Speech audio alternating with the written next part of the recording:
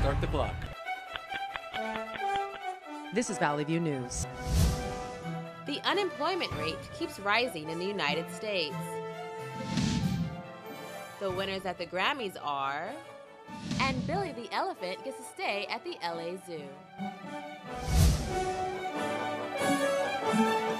Good afternoon and welcome to Valley View News. I'm Erica Gutierrez. And I'm Tiffany Lane. Jobs nationwide continued to be slashed in the past 3 months alone.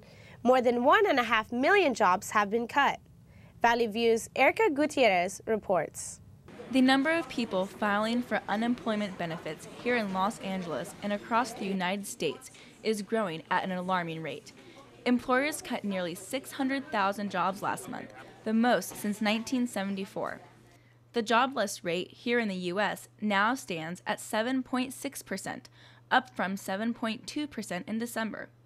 In California, the unemployment rate has jumped to 9.9%, up a full percent since November. And that is the biggest one-month jump in more than 15 years.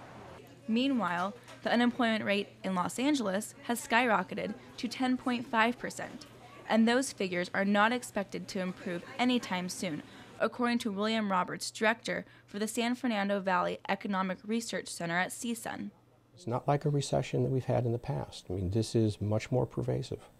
And it seems right now that the length of the unemployment period seems to be longer. People are taking far longer to find reemployment than they have in the past. The biggest job declines nationwide have been in manufacturing, with 207,000 jobs lost, construction with 111,000 jobs lost, and retailers with 45,000 jobs lost. Roberts says steps need to be taken before jobs become available. First of all, we need the housing market to stabilize. It hasn't done that yet. We were hoping from the evidence we've seen some stabilization over the last 2 to 3 months, but that doesn't seem there yet. Housing stabilizes, then it at least will generate some confidence. We need to have confidence from the consumers. Unemployment rates in California are only expected to rise, and if that happens, then we'll see more people walk through this store. In Glendale, I'm Erica Gutierrez for Valley View News. More than 230,000 men, women, and children are homeless in Los Angeles County, and that number is expected to increase. The Union Rescue Mission on Skid Row is at the forefront of providing shelter. Valley View News reporter Tiffany Lane has more on this story. Shelters like the Union Rescue Mission are becoming more crammed than ever with the severe economic downturn the country has experienced. These shelters have witnessed a rise in the number of families seeking a place to call home. CEO of downtown's Union Rescue Mission, Andy Bales, says these numbers are skyrocketing. We have 59 families presently at the Union Rescue Mission downtown. We have 32 families, so we've been serving 194 families, as you know, compared to probably 15 to 20 families downtown here last year. The rescue mission is working hard to accommodate the increasing number of guests. It's actually driving people to homelessness for the first time ever in their life. In fact, 61% of the families that we've surveyed, this is the first time they've ever been homeless. In the past, people often have been living in a cycle of poverty and they're in and out of homelessness. This is a completely different face of people who are homeless. Because of limited space, these tents called EDARs are being set up at the rescue mission since there are no places left to sleep. The shelter also offers a variety of services to guests. This includes medical and dental facilities paid for through grants. The shelters also assist in finding jobs. Union Rescue Mission guest Erica has been looking for a job sometime now. Because every day it's like people coming here because they losing their jobs, homes, and can't afford to pay, the mortgage, and losing their cars, and it's crazy. The rise in unemployment is one of the main reasons more families are checking into local homeless shelters. Due to the economic recession, the Union Rescue Mission in downtown LA has seen 3 times the number of families looking for shelter this year than last. In Los Angeles, Tiffany Lane with Valley View News. With the economy in the worst shape in decades and more than 11 million people unemployed, Denny's Super Bowl offer of a free breakfast was a grand slam across the country. Here's Geeta Kumar. Hungry patrons were willing to wait in long lines to get a free meal at this Denny's in North Hollywood. The long wait time didn't bother people, especially since they were receiving samples of food while waiting in line. People felt blessed, especially during these hard economic times. Getting free Grand Slam, nothing's better than free. So, I mean, anytime you get something free, take it. It's an absolute blessing. The fact that Denny, a large corporation, can go across the country and provide a meal like this at their expense, you know, it's kind of a sign of hope for everyone, isn't it? I believe it's like most definitely, without a doubt, the hand of God moving through this community.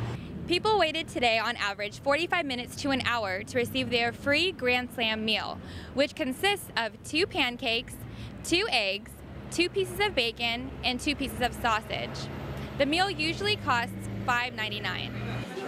The free meal is for dine-in only.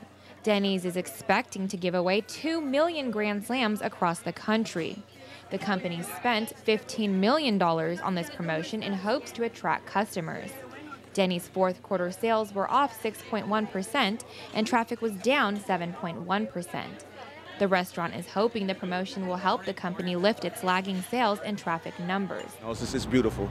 This is Geeta Kumar in North Hollywood for Valley View News. The U.S. Post Office is running a deficit that could reach $3 billion this year. Valley View's Marjani Clark says the Post Office is considering a number of possible steps to deal with this crisis. The U.S. Postal Service has run into economic problems, and it may affect how Americans receive their mail. The U.S. Postal Service may cut a day of delivery to every address in America, and that is just the worst-case scenario. Postmaster John Potter says Canada already operates on a 5-day schedule, unlike the U.S. The chair of Cal State Northridge's Economics Department, Shirley Savorny, says new technology is contributing to the economic troubles of the post office. The internet has taken a huge chunk of their business. The Postal Service lost almost $3 billion last year and $5 billion the year before. That's just a trend that's not going to change. First-class mail is not going to come back. Some money-saving postal measures include raising the price of a first-class letter again. Jacob Busto says, hey, why not? I honestly believe that, it's 42 cents a stamp now. Rather than go 43 and 44 cents, most people have a few extra pennies anyway. Might as well just go to 50 cents. Another proposal is shortening the mail schedule in the high-cost rural areas and maintaining 6 days in high-volume areas. And Savorny also suggests this might be a better route. It's kind of like providing fire protection to people who build their house way up in the hills.